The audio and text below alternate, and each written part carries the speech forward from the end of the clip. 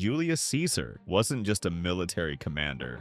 The man was a force of nature. He conquered Gaul in 8 years, crossed the Rubicon, defied the entire Roman Senate, and the crowds loved him for it. And Brutus? Brutus was his closest friend, almost a son to him. Caesar trusted him completely, and Brutus genuinely loved Caesar back. But Caesar was about to be crowned king. In Rome, that word was basically a curse. The Romans had violently expelled their last king 500 years earlier. To them, monarchy wasn't just bad politics, it was a betrayal of everything Rome stood for. The Senate panicked, and Brutus convinced himself he wasn't betraying a friend, he was saving the Republic. On March 15th, 44 BC, 23 senators walked into that chamber with daggers hidden under their robes, 23 stab wounds, and as Caesar fell, he looked up and saw Brutus among the killers and said, "Et tu, Brute?" Which mean, even you, Brutus? He died on the Senate steps. But here's the brutal irony.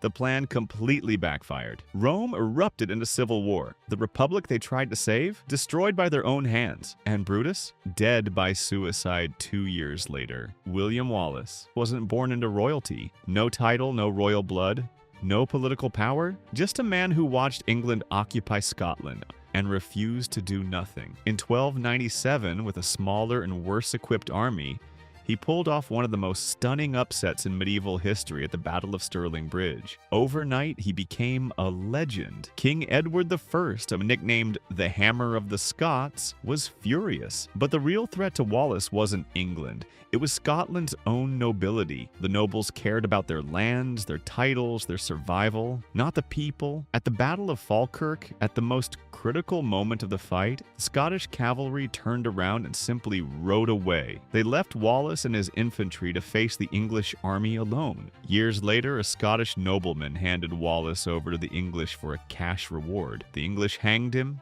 disemboweled him, and sent parts of his body across the kingdom as a warning. The people's champion, sold out by his own side. Joan of Arc, France. The rightful king isn't even crowned yet. Then a 17-year-old girl from a tiny village shows up and says she's been hearing the voices of saints telling her to save France. Everyone expected to laugh her out of the room. King Charles VII didn't. He gave her command of part of the army, and she delivered. Joan broke the siege of Orleans in weeks, a siege that had seemed unbreakable. Soldiers who had lost all hope started following her with everything they had, and Charles VII got his crown directly because of her. The moment he had it, she became inconvenient. When she was captured by English allies in 1430, she waited for the king she'd crowned to ransom her. He never came. No money, no negotiators, nothing. She was sold to the English, put on trial for heresy, and burned alive in a public square. She was 19 years old. Charles VII reopened her case 25 years later and declared her innocent. Once it cost him absolutely nothing. Cleopatra.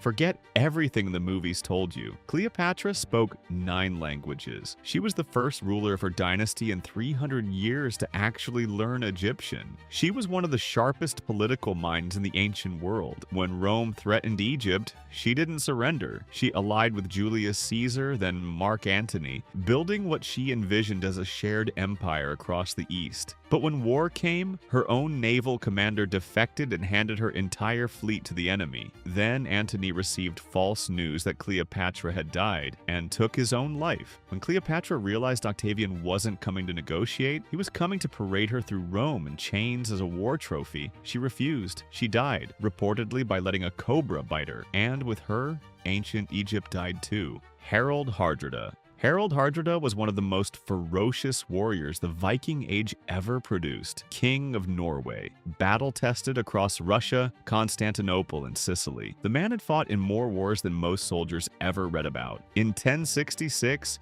he decided to add one more crown, England. But he needed a local ally, and that's where it all went wrong. Tostig was the literal brother of Harold Godwinson, King of England, his blood brother. But Tostig had been exiled, and the bitterness consumed him. So he did the unthinkable. He allied with a foreign king to invade his own country and destroy his own brother. For revenge.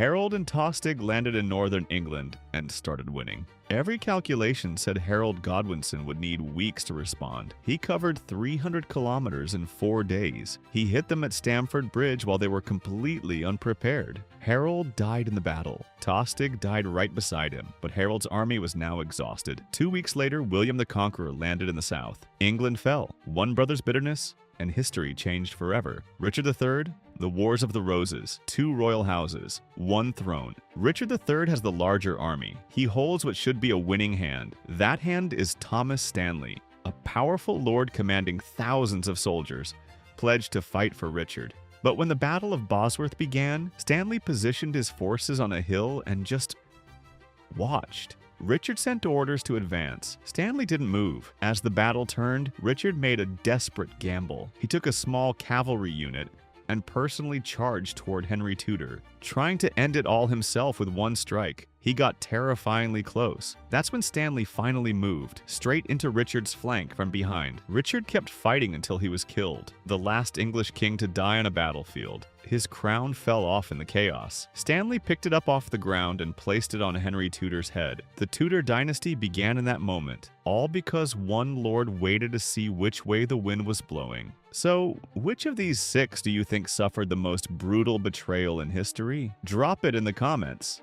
I want to know. And if stories like this are your thing, subscribe. New video every week. See you in the next one.